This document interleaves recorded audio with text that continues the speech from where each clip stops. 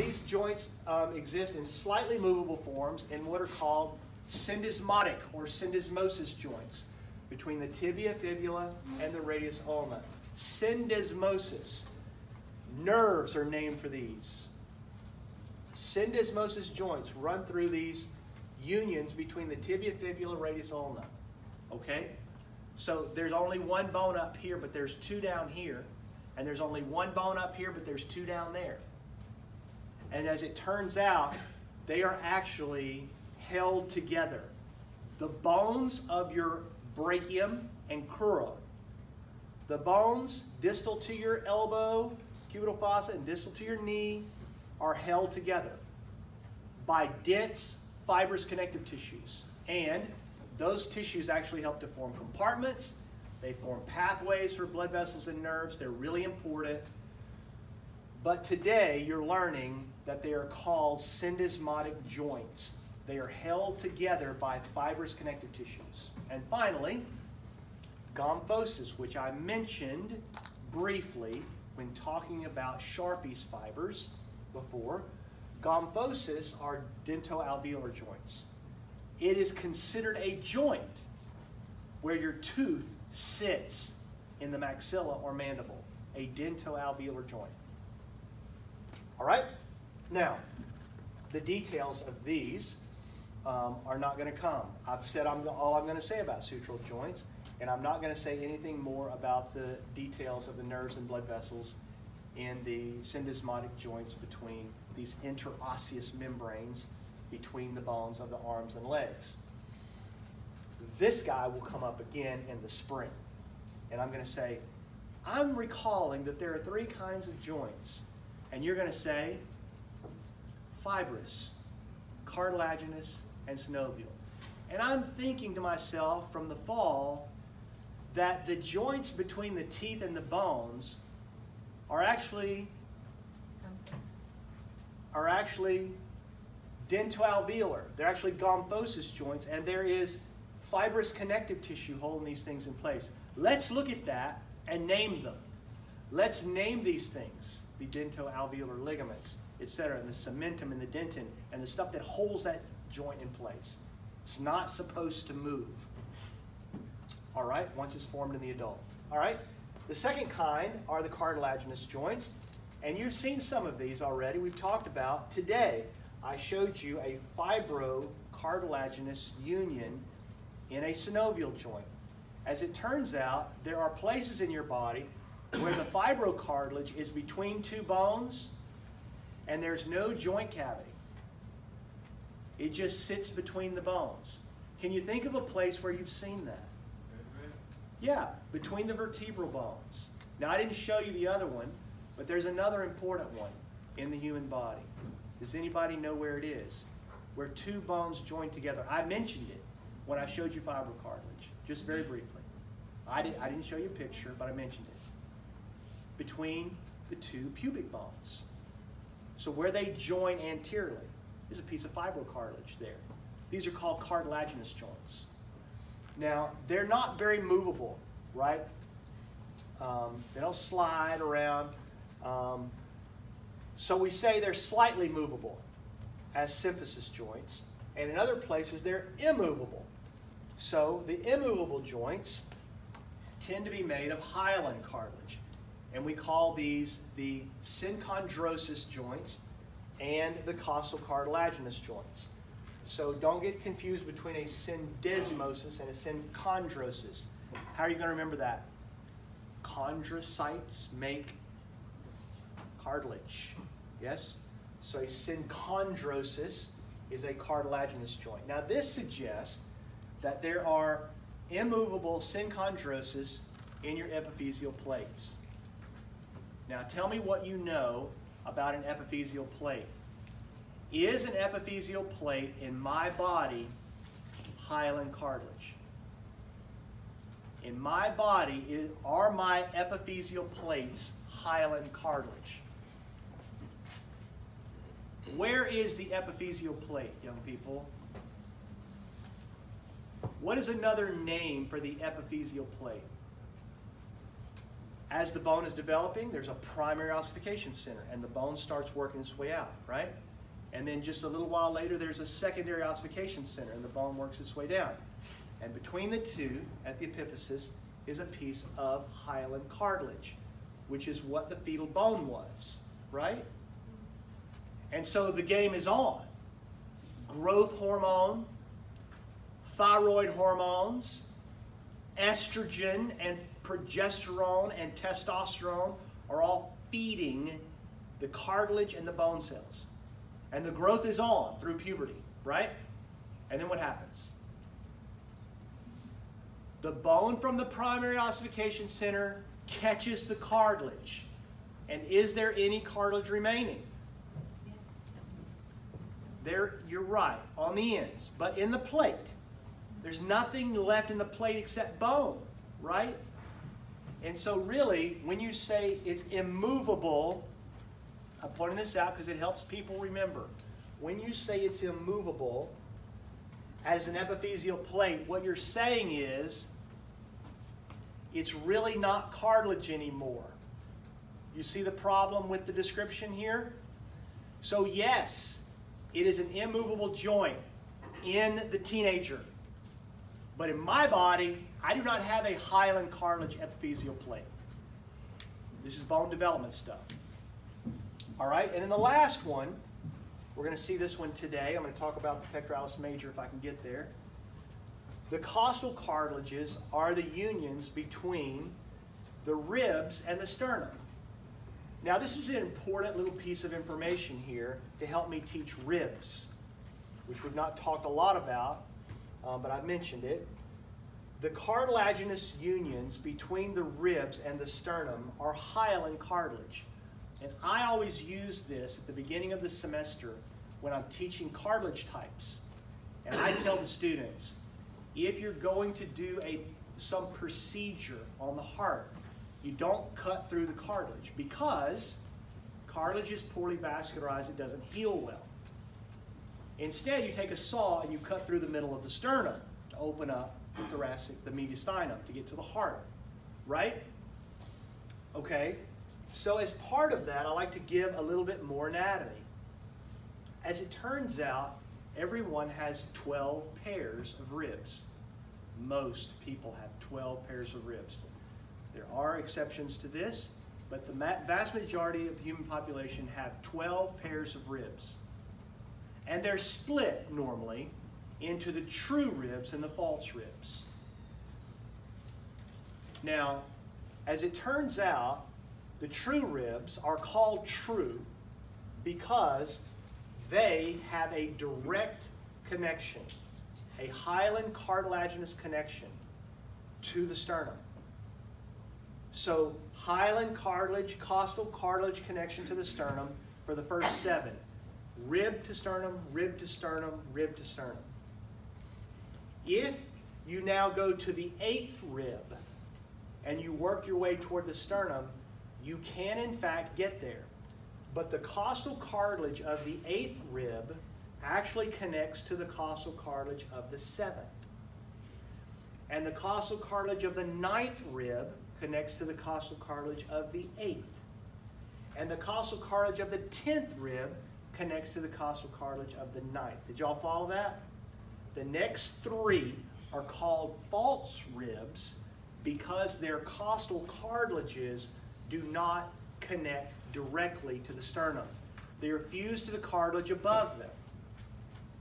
Now the last 2 pairs of ribs do not have a costal cartilage attachment to the sternum at all. And for that reason, they're called floating ribs. Did you just learn true and false ribs and floaters? Okay, so with respect to the costal cartilage connection. The last piece of this is synovial, and this is where we want to spend most of our time. Let's look at the examples. You name it. You can cheat. We're starting with fibrous, right? Dense fibrous connective tissue joints. This one is suture. The interosseous ligament. This one is. This says syndesmotic. What did the last slide say to you? A syndesmosis Two ways of describing it: syndesmotic or a syndesmosis joint, the interosseous ligament. How about this one? Gomphosis. This is the dentoalveolar joint, dense fibrous connective tissue. Cartilaginous joints. Fibrocartilage between the pubic bones, fibrocartilage between the bodies of the vertebral column. Synovial joints have several characteristics that we find in most of them. Characteristics of synovial joints. This is a knee, and we're going to do the knee when we get there. But I want to use this picture to teach you the components of a typical synovial joint. All right? The first thing is, if we follow this outline, you can see that there is soft tissue that outlines a cavity. So synovial joints have a cavity. You won't find one of these between the fibrocartilage and the vertebral bones or in the pubic bone. You won't find these in the sutural joints or in the jaws.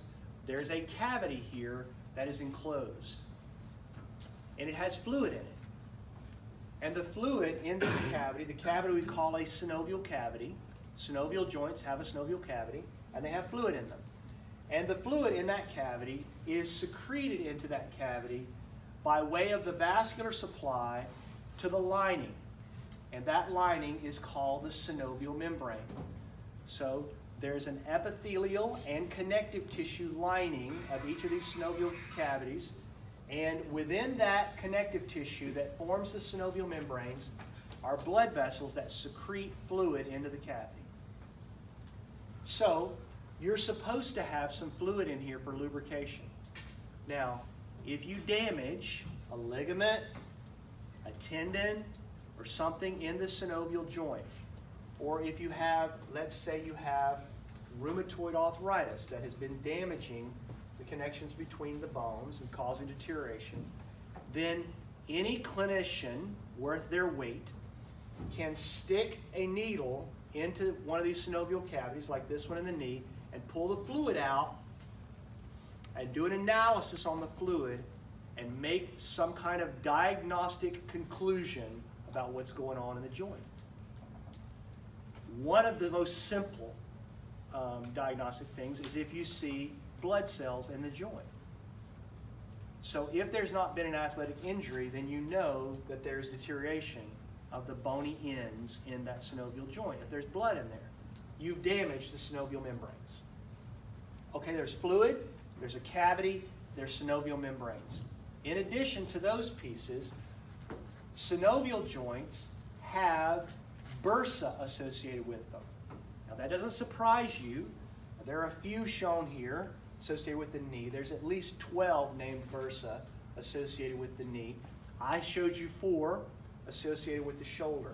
That is a prototype of synovial joints. They have a synovial membrane. They have a synovial cavity filled with fluid. They have bursa associated with them. And the ends of the bones in the synovial joint tend to be covered with hyaline cartilage. So this is a knee, it's a prototype.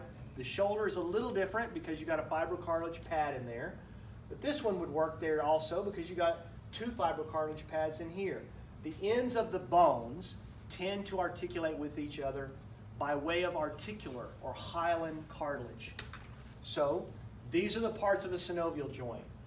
A cavity filled with fluid, a membrane, bursa, cartilage. These are the prototypical things that you find anywhere you go in the body with a movable joint. In your jaw, in the temporomandibular joint, in your shoulder, in your elbow, around the articulations of the carpals and the metacarpals, the carpals with each other. These are all synovial joints with individual joint cavities, individual articular cartilage and bursa and fluid, etc. Prototypes of synovial joints. Now, I didn't do this one before, but I always mention TMJ. Did y'all hear it? There. So I like to show students this. I promised it to you earlier. So I just look at the picture, and then I have to do some gyrations in front of you. Okay, so this is a typical synovial joint. The articulation between the mandibular condyle of the mandible and the mandibular fossa of the temporal bone. And you can see that this joint, like the shoulder that we saw, has things that help hold it in place. I've got them numbered. So the big ligaments that hold this thing in place are right underneath your parotid gland. So if you pull the skin off of your face, there's a gland right there by your ear. It's a salivary gland. So you would have to pull the salivary gland aside in a cadaver dissection, and you would see those ligaments right there. They are the lateral ligaments of the temporomandibular joint. They're the most important ones, holding this joint in place.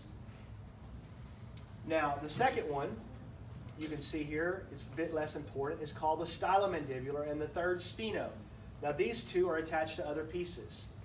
The styloid process is part of the temporal bone that we talked about, and the sphenomandibular ligament is actually attached to the sphenoid bone of the skull and inside the mandible. That's supposed to be shaded. You wouldn't see that.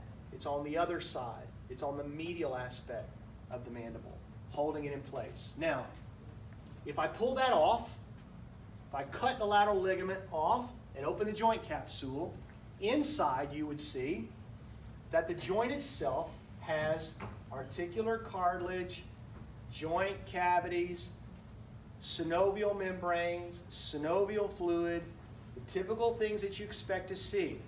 There's no bursa here, so it's an exception in that sense. But you can also see in this picture why so many people have trouble with this joint. The joint itself has an articular disc, a piece of fibrocartilage within it that separates the end of the mandibular condyle from the mandibular fossa. The problem in the joint is there's too much space on the anterior and posterior sides, and the muscular attachments, the way the muscles pull on this thing, actually cause it to hinge and slide. The hinge part is not normally the problem. If the joint would just hinge, there would probably not be an issue. But what happens is the joint actually moves forward as it hinges. The condyle slides. It slides on the articular disc. And if you are prone to gritting your teeth with tension, pressing that condyle into that articular disc, over time, you will wear it down. And if you wear that disc down, you will put articular cartilage on articular cartilage, and it won't be long before you'll be bone on bone. So we try to prevent these things for people because that's a lifelong problem once that happens, once you damage that cartilage. I want you to see the cavity, see the capsule, and see what it looks like. That is the temporomandibular joint. Now, joints move in a number of different ways. So, if we're going to describe joint movements, I've used a couple of these words with you already. I've used abduction and I've used shoulder flexion. Most people can come up with these motions by common sense. So what I'm going to do for the next 3 or 4 minutes is I'm going to try to illustrate these things for you up here, and I'm going to pause momentarily with each one of them that causes students problems. Okay, so this one doesn't create a problem. Examples of gliding motions. Flexion, extension, dorsiflexion, abduction, adduction, circumduction. Some of these do and some of them don't. So let's look at some of these together and let's illustrate them. Okay, first, gliding. This doesn't cause any confusion. They can see the gliding motion. That's fine. Flexion and extension pictures here are shown for places where it's obvious and places where it's not obvious. So I always make a point to mention the deltoid for shoulder flexion, because once you've seen that, then you start to pick up this language. Now, if I do this, everybody says flexion extension. That's fine. You got that, right? If I do this, everybody sees flexion extension here. So no problem. Okay, but what if I do this and this? Yeah? It doesn't, so if I'm going to define it, right? If I'm going to define flexion as decreasing the angle of the joint, then that makes perfect sense here. And it makes perfect sense here. But if I call this flexion, at the shoulder, what joint angle am I decreasing? Some imaginary joint here? This causes problems for students. So some people imagine this would be extension, but it's not. Extension is this way. This is flexion at the shoulder, this is extension at the shoulder. All right, so that's a confusion point. Here's another one. What about at the hip? Okay, so most of the time, if I asked you what this action is at the hip, students would say flexion, and you'd be right. On the other hand, if this is extension at the shoulder, then you would think, well, this will be extension at the hip. But that's not right, is it?